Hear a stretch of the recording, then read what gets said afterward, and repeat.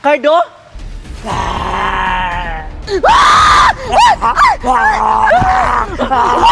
Cardo, anak, ano nangyayari sa'yo? Cardo! Nangyayari sa'yo, Cardo! Ano siya?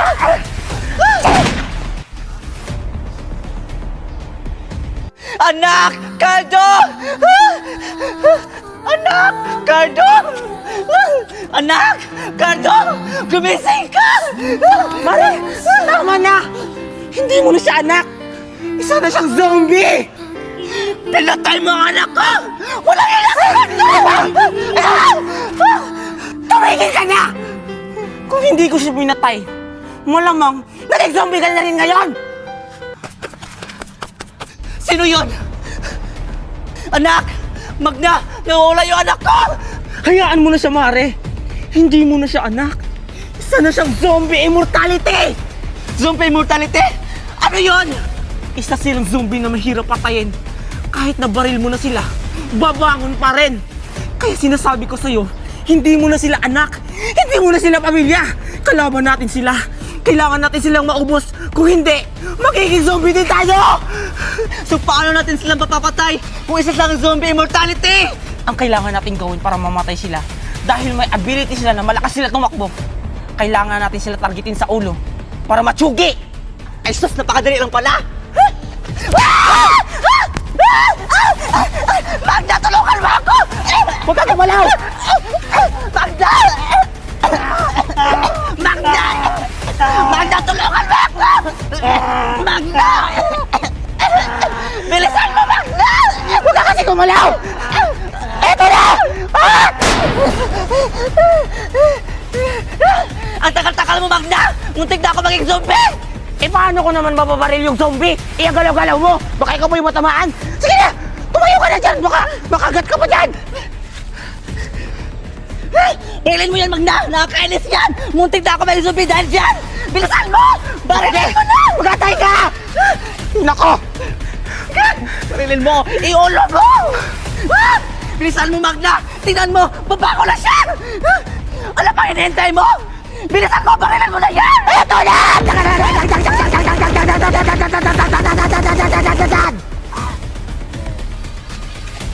Ayan!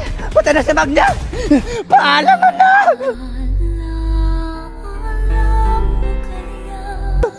Para ako, Magda! Sisiguraduhin ko yung patay na ba siya! Tok! Tara na, Magda! O sige, tara na!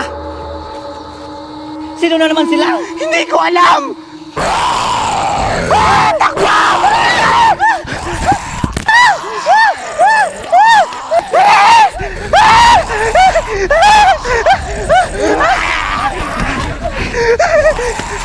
Dito, Mare! Dito tayo tatago!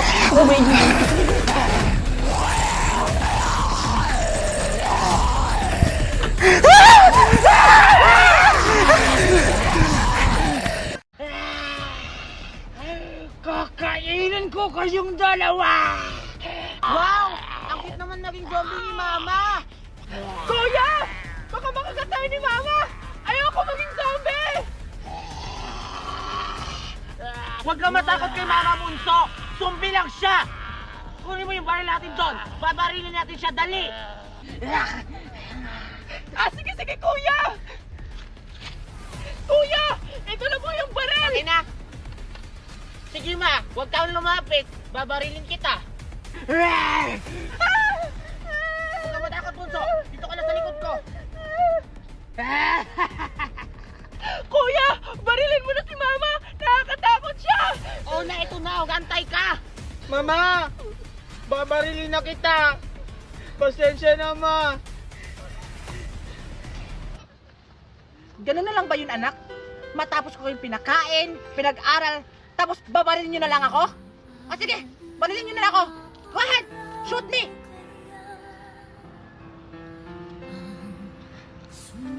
Sorry, Ma! Hindi na kita babarilin! Mama! Kuya! Puto, kunin mo yung baril! Barilin mo siya! Catch!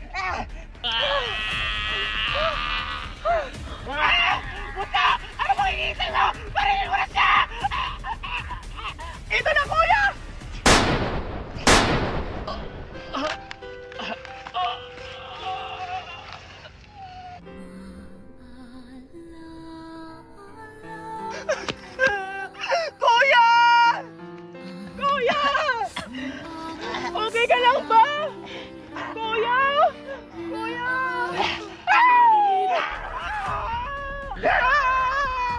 Ayoko bang maging zombie! Excited ako magbabos-babos! Tubig lang ata yung laman, hindi kasi bumubula eh. Hindi kaya, Cardo. Tubig! Tubig din, edit ka lang. Alexa, Alam niyo na ba yung balita? balita! Anong balita? May kumakalat na daw na zombie dito sa lugar natin! Ha? Ano, zombie? Hindi naman yata yan totoo. Sa TV lang naman yung nakikita. Anong hindi totoo? Yung kapitbahay nga natin na si Topper, naging zombie na! Ha, ano? Totoo ba yan? Teka, sino yun? Parang si Tupir at Betty ba yun? Parang sila nga.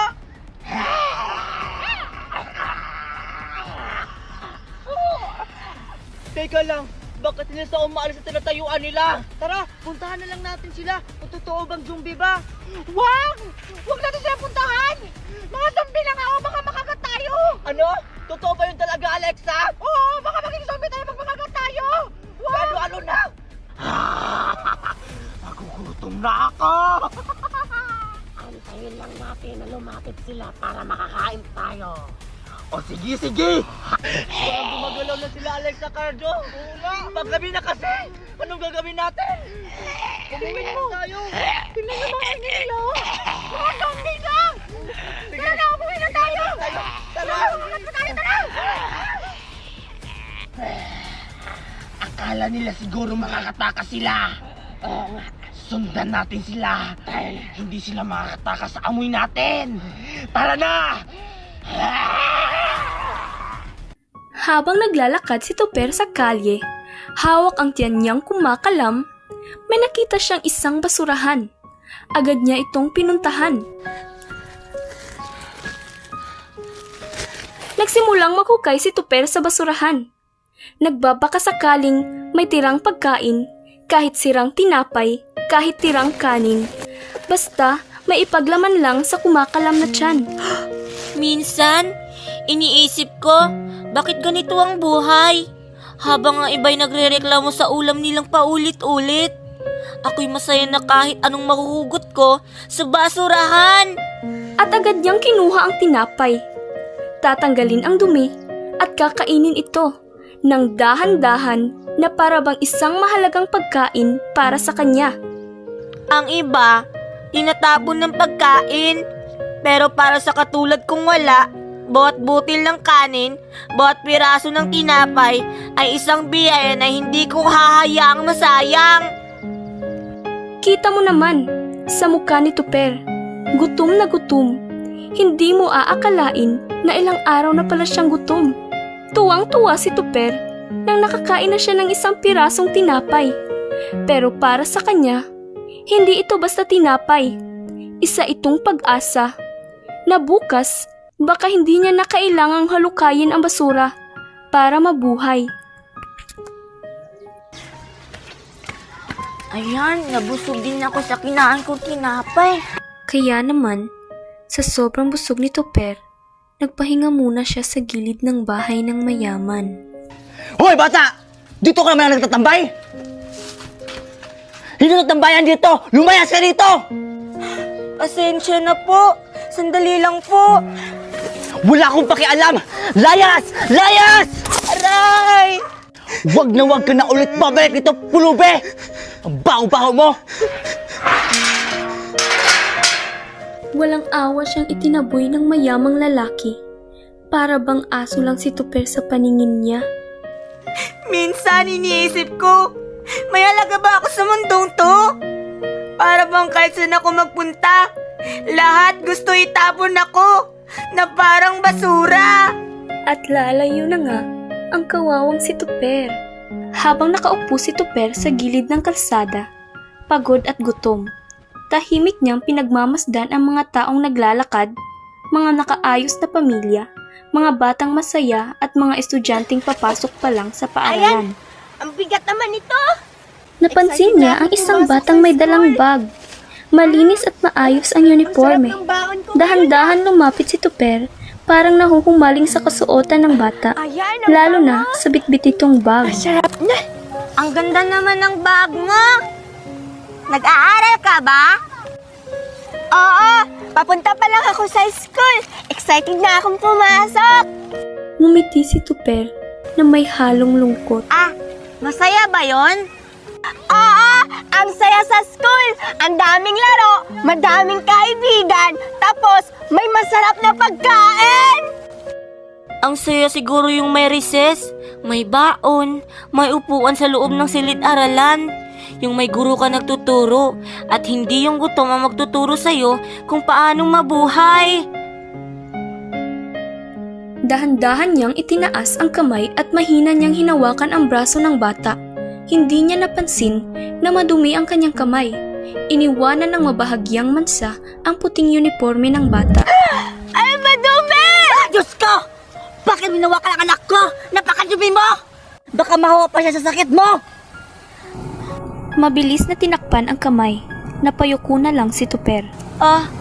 Pasensya na po. Hindi ko po sinasadya. Tingnan mo ang ginawa mong dumi sa damit niya. Alam mo ba kung magkano yan? Hindi mo kayang bayaran yan kahit maghirap ka pa sa buong buhay mo. Tara na, anak! Muling hinila ng ginang ang kanyang anak at lalayo na sila. Sa susunod ha, huwag mo nang kausapin ang mga ganyan na walang harating sa buhay. Nag-isang palaboy! Tara na, anak! Tahimik lang si Tuper, nakatingin sa papalayong mag-ina. Tumingin siya sa kanyang mga kamay, madumi, puno ng alikabok at sugat. Hindi niya alam kung saang parte ng sarili siya dapat mahiya, sa pagiging marumi niya o sa katotohanang hindi siya kailanman naging katulad nila.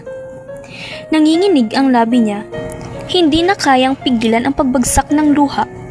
Iiyak na lang siya ng tahimik, tititig sa langit na para bang naghahanap ng sagot, pero wala siyang natanggap kundi isang malamig na hangin.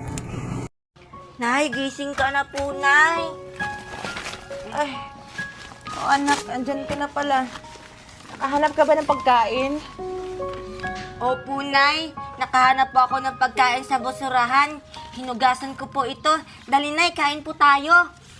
Pasensya ka na, anak. Hindi kita may pagluto ng masarap na pagkain. Inay, okay lang po.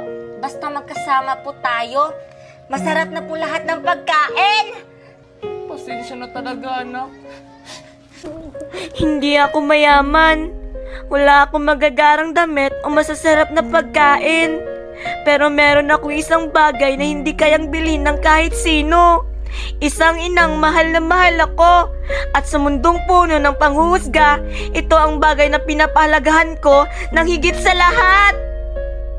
Kinaumagahan, tulog pa rin si Tuper sa gilid ng kalsada, habang ang mga sasakyang dumadaan ay walang pakialam.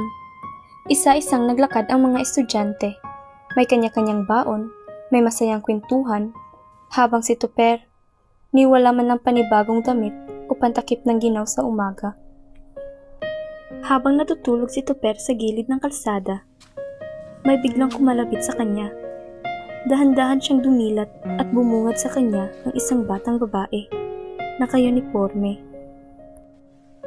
Parang nakita dati. Ikaw ba yung batang may magandang bag? Yung tinanungan ko dati kung masaya ba sa school? Oo nga, no? Ikaw pala yung batang lumapit sa akin dati?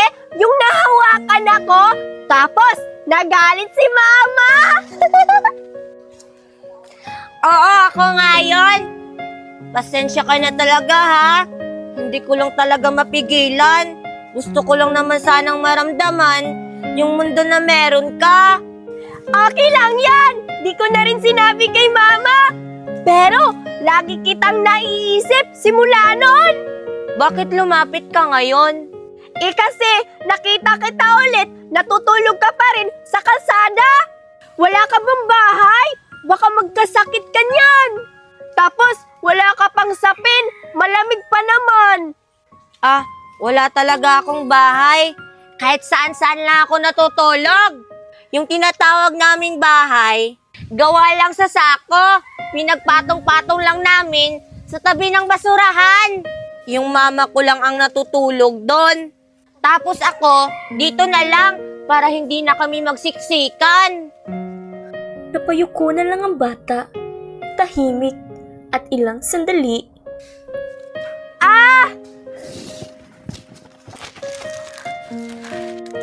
Bata, sa'yo na lang to. Hindi ko na to kakainin. Kunin mo. Kasi mukhang hindi ka pa kumakain. Sige na, kunin mo na. Huwag ka nang mahiya. Salamat talaga, bata, ha? Alam mo ba, ilang taon na akong hindi nakakain ng ganito. Ang saya-saya ko ngayon.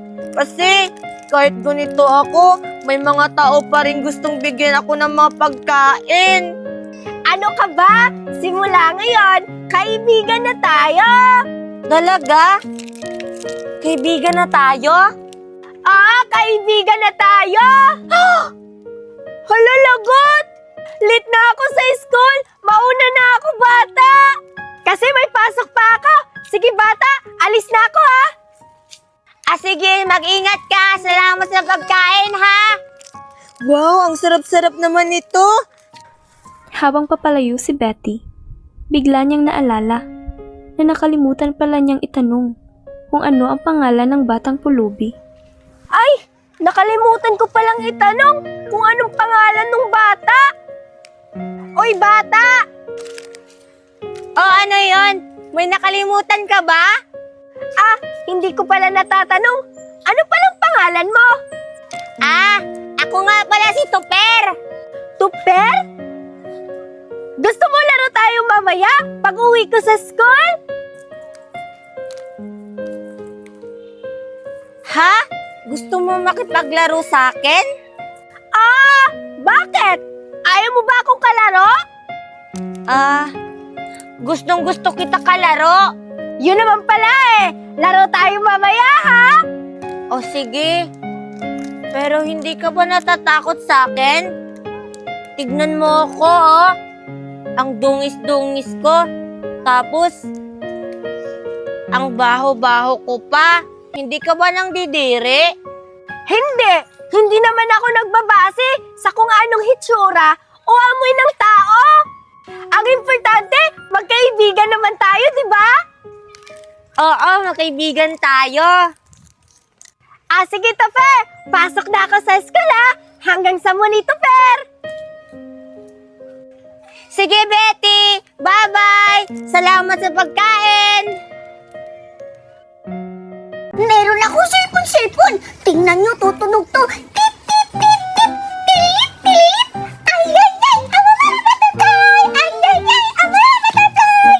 Papainggit ko to kay Buboy dahil meron akong cellphone kulay pink. Yes, ang dami-dami kong lollipop. Sigurado ako maiinggit nito si Betty kasi ang dami-dami. Ay, meron palang nakalagay dito na watermelon, saging at saka grapes. Papainggit ko to kay Betty. Sana kanya si Buboy. Excited na akong papainggit sa kanya tong cellphone ko na tililing-tililing. Ay, ay, ay! Uy, ayun si Betty. Ano kayang dala-dala niya? Sigurado ako wala siyang katulad nitong cellphone ko na ay, ay, ay. Tip, tip, tip. Tip, tip, tip. Tilip, tilip. Ay, ay, ay. Ama na ng butterfly. Maiinggit talaga si Buboy nito kasi wala siyang cellphone. La, meron palang cellphone si Betty na tililing-tililing. Ay, ay, ay. Puntahan ko siya. Ang ganda talaga ng cellphone ko. Tutunog. Tip, tip, tip, tip, tip, tip. Ay, ay, ay. Au, au, au. Betty! Betty! Ano yung hawak mo? Ikaw pala, Buboy! Tingnan mo, meron akong bagong laruan. Alam mo to kung paanohin? Pasasilitain, tingnan mo. Tip, tip, tip, tilip, tilip. Ay, ay, ay.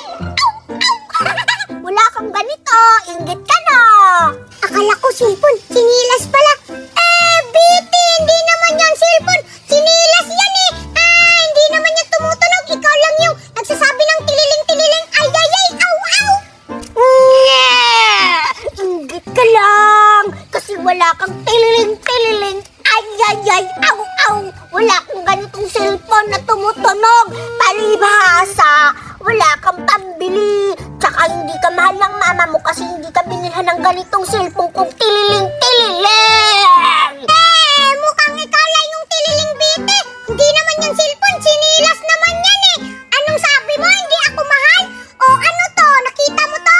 So, anong sabi mo, hindi ako mahal? Bakit binilan ako ng lollipop? Wala akong tililing! Wow! May lollipop ka, Boboy! Ano naman? Hindi naman ako maiinggit, meron naman akong cellphone. Inggit ka lang sa lollipop ko! Inggit ka lang, maglalaway ka! Ano naman? Hindi naman ako naiinggit. Lollipop lang naman yan, mauubos lang naman yan. Ito, hindi naman to mauubos kasi laruan naman to. Anong hindi masisira eh?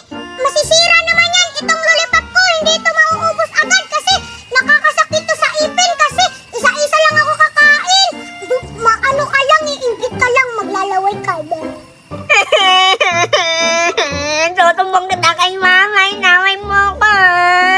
Umiyak ka.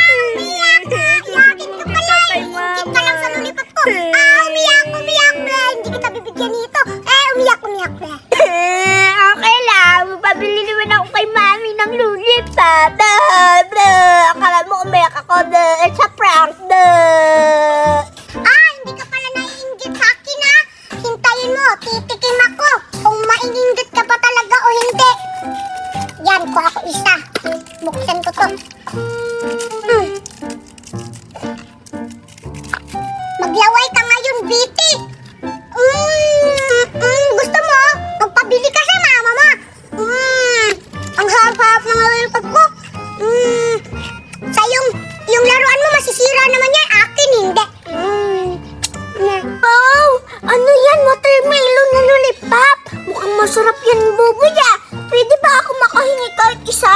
Papahiramin kita ng cellphone ko. Tililing. Ayaw ko nga, hindi naman yan cellphone. Sinilas naman yan eh. Di wag. Umalis ka na nga dito, Buboy. Nagpapainggit ka lang eh. Ayaw ko nga. Mamatay ka sa inggit. Ang sarap pa naman nitong lollipop ko. Maglaway ka.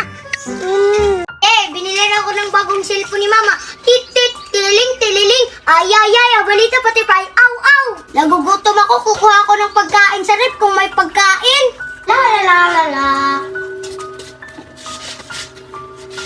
Uy, ito sakto, may lollipop sa rep. Kakainin ko na to kasi sobrang nagugutom na talaga ako.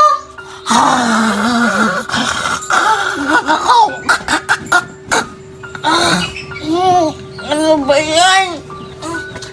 Nagugutom na ako. Hanapin ko yung bata. Manghihingi ako sa kanya ng pagkain. Kasi alam ko, marami silang pagkain dito sa bahay nila. Sarap-sarap talaga ng lollipop ko. Ang dami pang iba't ibang klase. Wow!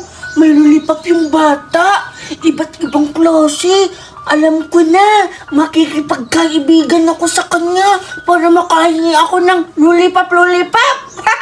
Mukhang masarap yun. Excited na ako makatikim ng lollipop. Pupuntahan ko siya. Pagkain na ako ng lollipop.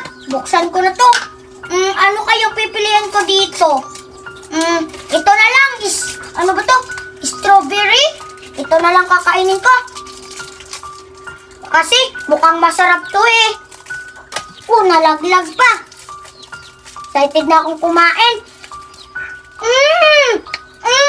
Ang sarap-sarap talaga ng strawberry. At ibang klase. May mango, may saging, may watermelon, at strawberry. Pero isa lang yung strawberry. Tapos may orange, pero hindi ko makuha. Kakainin ka ata. Ang sarap-sarap.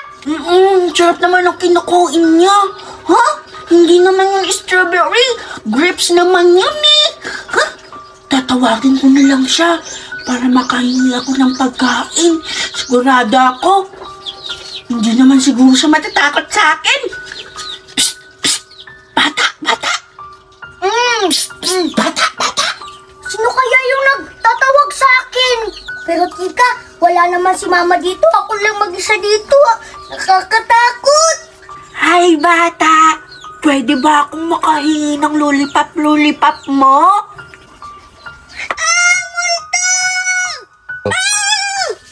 Bakit ba ako natatakot? Huwag ka matakot bata, hindi naman ako kumakain ng bata eh. Lollipop lang naman yung hinihingi ko. Pwede ba ako makipagkaibigan sa'yo?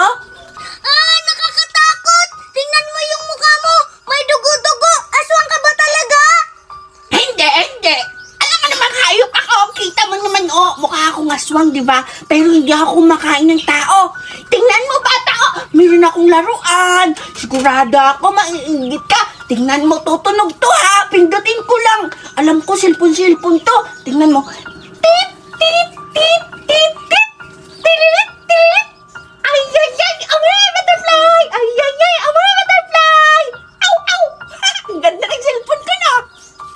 Cellphone ko yan! Bakit mo kinuha? Sa'yo pala to? Akala ko akin. Nakita ko kasi dun sa sala, kaya kinuha ko na. Akin na nga yung aswang ka! Nangingialam ka nang hindi mo naman gamit!